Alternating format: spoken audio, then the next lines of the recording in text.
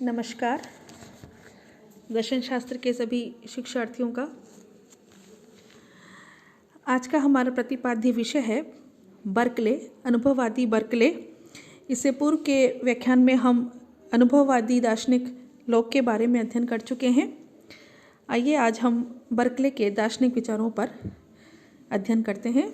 इससे पहले जानें कि बर्कले का जीवन वृत्त क्या है और उनकी प्रमुख रचनाएं क्या हैं। जॉर्ज बर्कले का जन्म आयरलैंड के किलकेनी प्रांत के सन 1685 में हुआ था। इनकी प्रारंभिक शिक्षा किलकेनी में हुई है और ये जॉन लॉक के विचारों से बहुत अधिक प्रभावित हुए थे और इन्होंने उनकी कई रचनाओं का अध्ययन किया। बर्कले प्रकांड विद्वान होने एवं उच्च पदों को सुशोभित करते हुए भी सदा अत्यधिक सादा जीवन इन्होंने व्यतीत किया। इनकी प्रमुख रचनाएं हैं मानवीय ज्ञान के सिद्धांत, हाइलस फिनोलाउस के 3 संवाद सीरीज, ये इनकी प्रमुख रचनाएं हैं। बर्कले आध्यात्मवादी विचारक थे। इनका लक्ष्य भौतिकवाद एवं अनिश्वरवाद से उत्पन्न अनेक बुराइयों को समाप्त करना था। ईश्वर के अस्तित्व एवं उनके गुणों को सिद्ध करना तथा आत्मा की अमरता स्थापित करना इनका प्रमुख उद्देश्य था। जहाँ देकार्त, लाक, ह्यूम और कांट दार्शनिक संशय को प्रधानता देते हैं, वहाँ बर्कले आस्तिकता और आध्यात्मिकता की स्थापना करना चाहते हैं। यहाँ उल्लेखनीय है कि धार्मिक प्रवृत्तियों के प्रमुख होने पर भी इन्होंने अपने सिद्धांतों को मात्र श्रद्धा पर आधारित नहीं किया, न तर्क की अवहेलना की। बर्गसा एक महान दार्शनिक हुए हैं। इन्होंने कहा कि बर्कले को आधुनिक दर्शन का प्रणेता उन्होंने माना है। इनकी एक प्रसिद्ध उक्ति है, किसी वस्तु का अस्तित्व अनुभवकर्ता पर निर्भर होना, ऐसे इष्ट परसिपाई। इसका हम आज यहाँ अध्ययन करेंगे। बर्कले प्रत्ययवादी विचारक हैं। इनके अनुसार किसी वस्तु का अस्तित्व ज्ञाता या अनुभवकर्ता पर निर्भर है, यानी कि किसी वस्तु का होना उसके देखे जाने पर देखने वाले पर निर्भर है। जो उसका अनुभव करता है, जो ज्ञाता है, जो नोवर है, उस पर उसका अस्तित्व निर्भर है। ये इनकी एक प्रसिद्ध उक्ति है। इसे इस पर सिपाही कोई भी वस्तु अपने अस्तित्व के लिए ज्ञाता अनुभवकर्ता से स्वतंत्र नहीं कही जा सकती। उनका यह मत वस्तुवाद का घोर विरोधी है। वस्तुवाद वस्तु का अस्तित्व ज्ञाता पर निर्भर न मानकर स्वतंत्र मानता है। बर्कले आत्मा व उसके प्रत्यय ही एकमात्र सत्ताएं हैं, ऐसा उनका विचार है। वो मानते हैं कि आत्मा और उनके प्रत्यय ही एकमात्र अस्तित्वगत सत्ताएं हैं। ज्ञाता से भिन्न, यानी ज्ञाता जो ज्ञान को जानने वाला है, जो जानने वाला है, ज्ञाता से भिन्न भौतिक पदार्थों की सत्ता नहीं है। यह कैसे? यदि कोई पूछे कि चीनी किस तरह ज्ञाता पर निर्भर है, इसका उत्तर यह है कि हम लोग चीनी को नहीं, चीनी के प्रत्ययों को जानते हैं। आँख से चीनी के उजलेपन का, जीभ से उसकी मिठास का, त्वचा से उसके रूखेपन का, नाक से उसकी सुगंध का, कान से उसके गिरने की आवाज़ का बोध होता है। मन भी इंद्रिय है, इसके द्वारा उसके भोग के सुख की अनुभूति का बोध होता है। इस तरह जितनी इंद्रियां हैं उनसे किसी न किसी गुण या प्रत्यय का बोध होता है। इन प्रत्ययों के अतिरिक्त चीनी अपने आप में कुछ भी नहीं है। यानी कि चीनी है, वो उसका ज्ञान किस पर निर्भर है? ज्ञाता पर निर्भर है, यानी कि उसकी जितने भी प्रत्यय हैं उन पर निर्भर है। प्रत्यय किसकी संपत्ति है? स्पष्ट उत्तर है कि यह ज्ञाता की संपत्ति है। चीनी प्रत्ययों का संघात मात्र है। चीनी जो है वो उन प्रत्ययों का मिश्रण मात्र है। यह बात अन्य वस्तुओं के साथ भी है। अब प्रश्न ये है कि ये प्रत्यय कहाँ से उत्पन्न होते हैं? लॉक महोदय इसका उत्तर देंगे कि यह प्रत्यय चीनी पदार्थ से उत्पन्न होते हैं, यानी कि चीनी प्रत्ययों का आधार है।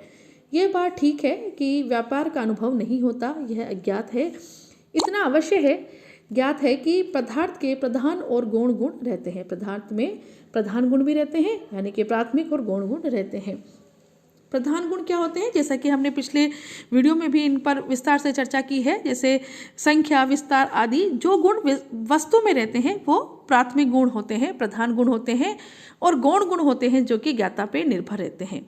ज्ञाता रहे न रहे तो रूप, रस, गंध, स्पर्श का बोध नहीं होता। ज्ञाता न होने पर रूप, रस, गंध, स्पर्श का बोध नहीं होगा।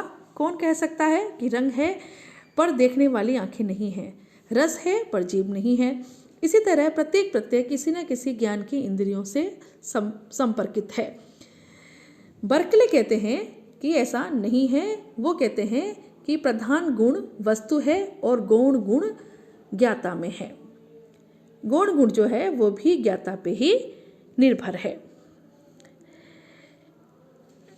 इसको वो किस तरह से डिफाइन करते हैं, इसको हम यहाँ पे देखते हैं। उन्होंने इस पर चर्चा की है यहाँ पे।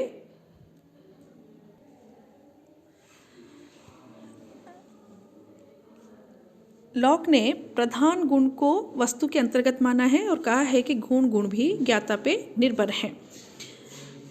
उन्होंने लॉक के अमूर्त प्रत्यय की आलोचना की है। इससे पहले हम ये समझ लें कि प्रधान गुण और गौण गुणों का भेद बर्कले समाप्त कर देते हैं। लॉक ने ये माना है कि प्रधान गुण और गौण गुण अभिन्न है। अर्थ ये है कि दोनों में अटूट संबंध है। बर्कले का कहना है कि जब दोनों में अटूट संबंध है तो ये कैसे संभव है कि गौण गुण ज्ञाता में रहे और प्रधान गुण ज्ञाता से स्वतंत्र रहे। ये बात असंभव है। यदि बंदर और बंदर की पूंछ में अटूट संबंध है तो बंदर पिंजड़े में रहे और उसकी पूंछ पिंजड़े में न रहे, ये संभव नहीं है।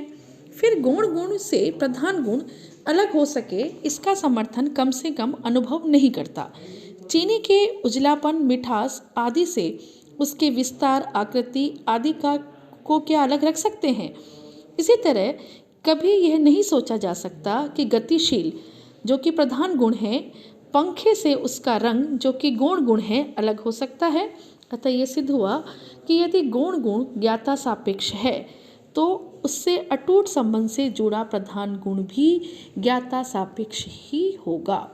फिर गौण गुण यदि इंद्रिय का विषय है तो प्रधान गुण भी इंद्रिय पर निर्भर करता है। लोटे का पानी किसी के लिए कम गर्म हो तो किसी के लिए ज़्यादा गर्म है। इसी तरह संख्या 1 गज किसी के लिए 2 हाथ तो किसी के लिए 36 इंच है। संक्षेप में गौण गुण हो या प्रधान गुण, सारे गुण ज्ञाता सापेक्ष है, यानी कि जानने वाले पर निर्भर हैं। गुण अथवा प्रत्यय मानसिक है, अतः तथाकथित भौतिक पदार्थ भी मानसिक हैं, अमानसिक भौतिक पदार्थ नहीं हैं। लॉक ने अमूर्त प्रत्यय को स्वीकार किया था, उसकी आलोचना इन्होंने की है। उन्होंने कहा है कि प्राथमिक गुण भी आत्मगत हैं, जैसे कि अभी बताया है। अज्ञात जड़ द्रव्य, जड़ तत्व गुणों का आशय नहीं है। अक्रिय जड़ तत्व प्रत्यय उत्पन्न नहीं कर सकते। अज्ञेय जड़ तत्व का अस्तित्व नहीं माना जा सकता। जड़वाद धर्म के विरुद्ध है। जड़वाद संदेहवादी है। इन्होंने जड़वाद के स्थान पर ईश्वरवाद की स्थापना की है। अब अमूर्त प्रत्यय, यदि कोई ज्ञाता से स्वतंत्र भौतिक पदार्थ सत्ता में विश्वास करता है, यदि कोई ज्ञाता से स्वतंत्र भौतिक पदार्थ में विश्वास करता है तो अमूर्त प्रत्ययों में वह विश्वास करता है। ऐसे प्रत्यय में जो वस्तु से पृथक करके सोचे गए, ऐसे भौतिक पदार्थ जो आँख, नाक, कान आदि से स्वतंत्र हैं और कुछ भूले हुए हों, मूर्त नहीं कहा जा सकता। यानी कि अगर जो ज्ञाता से स्वतंत्र हैं, ऐसे भौतिक पदार्थों की सत्ता में विश्वास करना एक तरह से अमूर्त प्रत्ययों की सत्ता में विश्वास करना है। ऐसों को मूर्त नहीं कहा जा सकता, यानी कि ऐसे पदार्थों पर विश्वास नहीं किया जा सकता। अमूर्त प्रत्ययों को सामान्य प्रत्यय भी कहा जाता है। मनुष्य की अमूर्त या सामान्य प्रत्यय की जो धारणा है वो अमूर्त विचारक बर्कले उसको नहीं मानते। कुछ लोग कह सकते हैं कि प्रत्ययों से भिन्न भौतिक पदार्थ का प्रत्यय भले ना हो, अनुमान तो हो सकता है। वो कहते हैं कि भौतिक पदार्थ का हमें अनुमान तो हम कर सकते हैं। इसका उत्तर किसके आधार पर अनुमान किया जाए? इसका उत्तर यह है कि अगर अनुमान होता है तो उसका आधार क्या है। प्रत्यय सक्रिय और गतिशील है। इसके विपरीत भौतिक पदार्थों को विज्ञान निष्क्रिय मानता है। निष्क्रिय सक्रिय की उत्पत्ति में समर्थ नहीं है। सक्रिय प्रत्ययों के आधार पर निष्क्रिय जड़ पदार्थों का अनुमान नहीं हो सकता। मन ही ज्ञाता है, वह स्वयं प्रत्यय नहीं है, प्रत्ययों का आधार है। यदि ज्ञाता न रहे तो प्रत्यय करने वाला भी न रहे।